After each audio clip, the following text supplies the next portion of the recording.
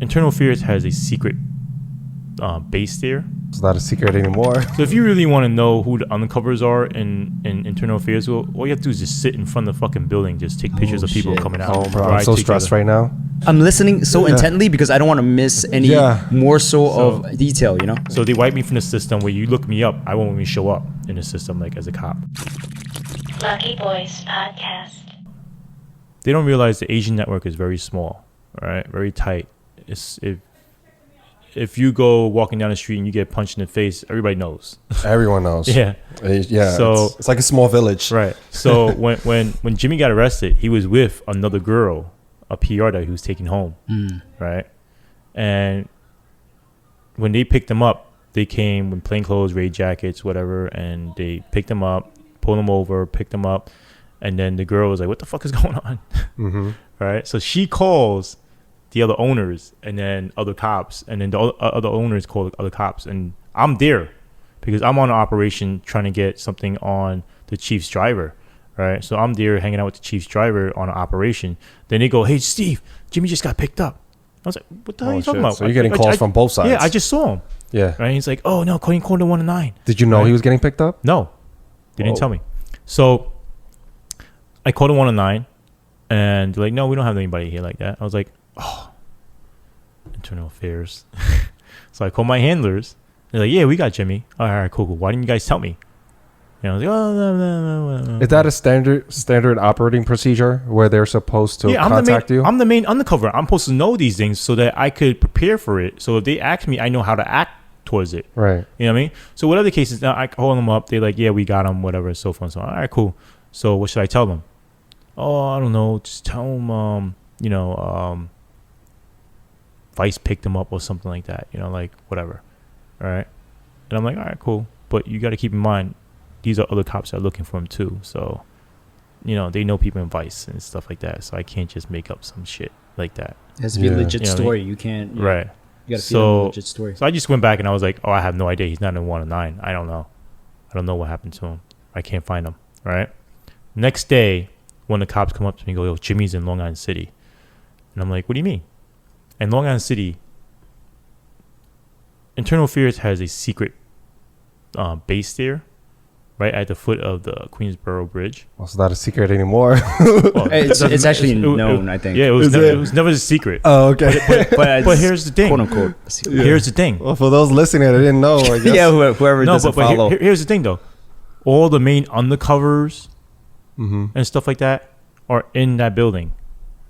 Okay. Right? So cops know this building. So if you really want to know who the undercovers are in Internal Affairs, all you have to do is just sit in front of the fucking building, just take pictures of people coming out. Oh my God. You know what I mean? So whatever the case is, I can't believe it would be that simple. Yeah, it's that simple. So fuck. Wow. I mean, you have other people that work in the building, but familiar faces. They know who the cops are because you come out with teams, you come out with your freaking bag and stuff like that, and like they know. They're not stupid, right? So whatever the case is, they're like, "Yo, Steve, Jimmy's in Long Island City." And I was like, "Okay, what the fuck does that mean?" And he's like, "Oh, Internal Affairs is Long Island City." I was like, "Oh shit, how you know?" He's like, "Oh, his wife gave me his find my iPhone, password. Yeah. And I logged in and I tracked him to Long Island City." Oh shit. I was like, "Oh shit, fuck. What does that mean? Like he's fucking talking to Internal Affairs? Like IAB picked him up or something?" And they're like, "I think so. I don't know. We gotta find out." You're just playing a role right now. Right. Like you're trying to throw off the So set. I break off. I call my fucking handlers right away, and I'm like, "Yo, does Jimmy have his phone on him?" It's like, "Yeah, he's on him right now." I was like, "Are you fucking stupid? Turn the fucking phone off." Why? What's up? Dude, they tracked his phone to Long Island City. Yeah. And he's like, "What are you talking about?" I was like, "One of the cops, Benny Wong, he fucking tracked the phone back to Long Island City, and he's saying that Jimmy's at Long Island City, and they thinking that Internal Affairs picked him up, blah blah blah blah." "Oh shit, let me call you right back." Yo, boom, that's takes crazy. the phone away. That's a major oversight for an intelligence group. Yes. So that is crazy. the whole case was like sloppy. So now I have to save the case because Jamie is supposed to be the main undercover, main CI. person to blame, right? Otherwise, they gotta use me, right? So I had to save Jimmy credibility somehow. So we made up this thing where ICE picked him up, all right, and how ICE, like immigration. Yeah, immigration, because he doesn't have papers. He's a I guess quote unquote illegal immigrant, right? Mm-hmm. And they even tried to deport him once, and China didn't want him back. What? Yeah, China was like, no, you keep that motherfucker. We don't want that dirtbag. Like, you keep him. Oh, right? Shit. So they can do that? Yeah. So where would someone go if you can't go to like your home country? That's why Jimmy's still here. Well, what if U.S. is like, well, we don't want him either? That's why Jimmy's still here. U.S. is not going to be able to kick him out because Jimmy could just claim asylum or something, you know? Like, I didn't if I go back, they're going to kill me, right? So whatever the case is, they don't want him back there. So I remember that back in my head that they tried to get deported once and they didn't want him back. And so, you know, we made that up. They got papers done from ICE, supposedly fake papers done. Mm-hmm. It came straight from the top of ICE. So to make it look all legit. Right.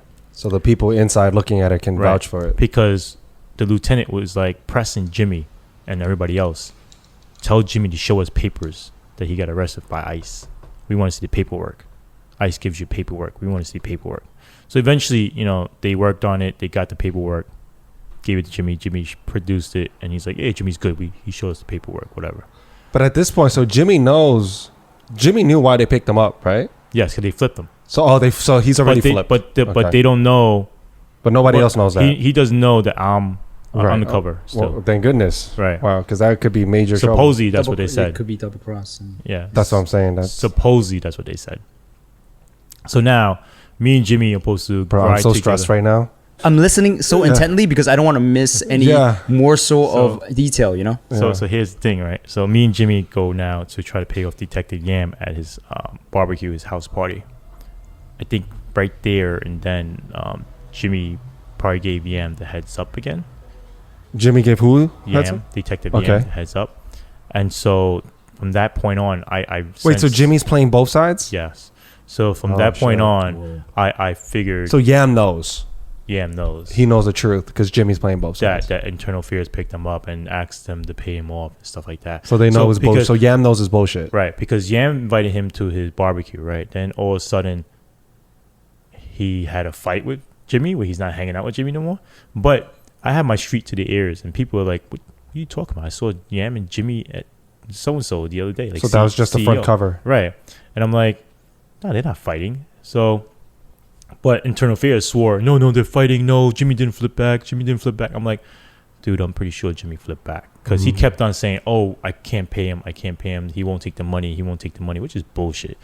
Right? Oh, he doesn't have the chance. There's too many people in the room. I can't do it. Yo, I had so many operations where I purposely left Jimmy and Yam in the room by themselves, all right, and told Internal Affairs, this is his chance right now. And then they would be like, oh, he didn't end up doing it. All right? So forth and so on. So whatever the case is, this guy is burnt, and they end up using me as the main witness in the thing.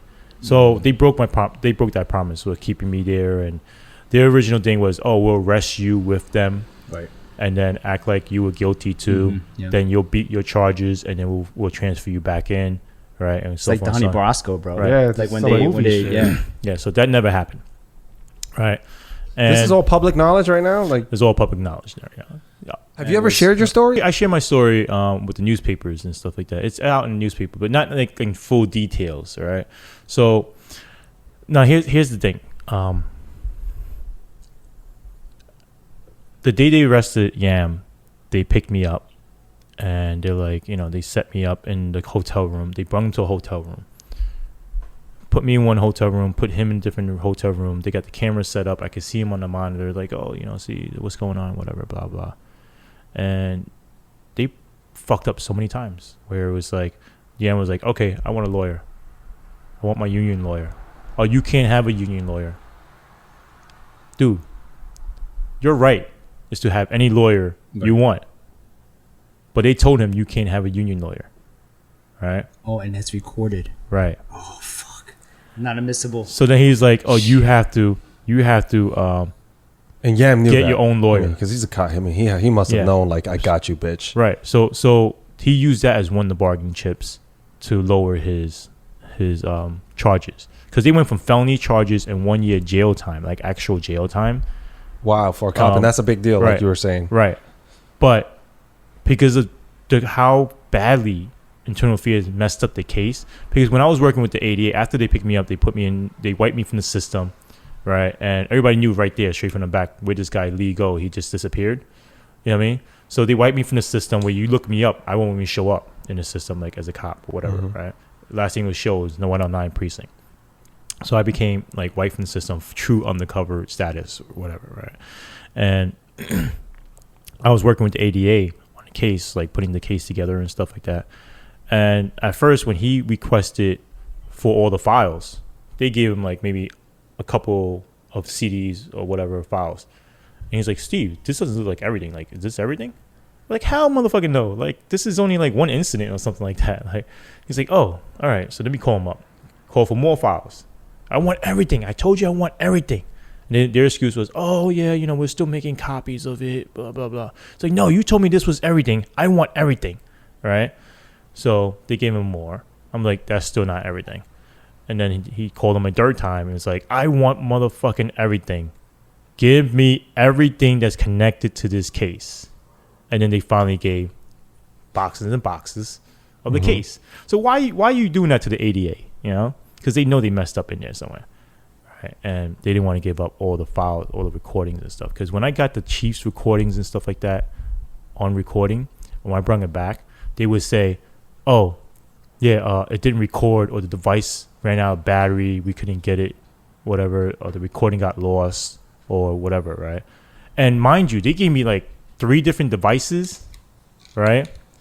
And on top of that, they bugged my phone, where they could send a text message and turn on my camera anytime or turn on my mic anytime, so forth and so on. But they would say, oh, there was no internet connection, so it didn't upload to the server, and we lost the audio file. We couldn't rip it from your phone. It got lost. But it's funny, every time it's something not related to Yam or Sung, when it's other cops, it's lost. Suspicious right there. Yeah. So I'm like, come on, man. Why are you playing this game? You know?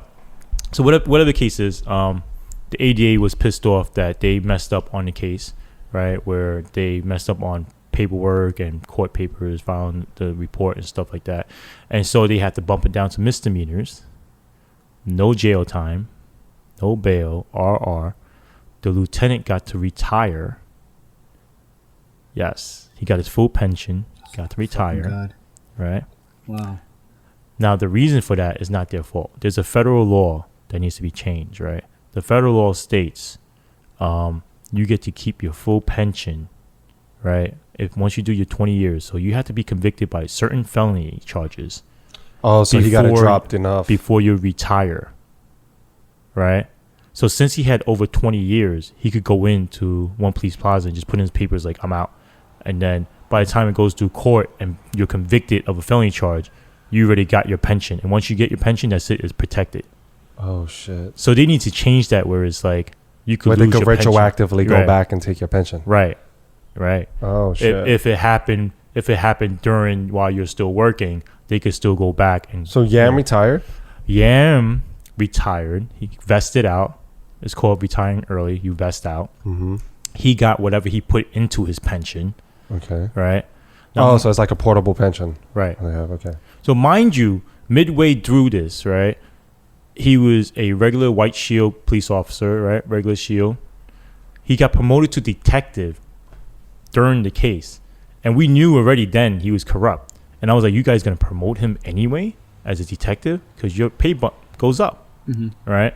And now you get to retire as a detective. You know, he gets a higher pension. Right.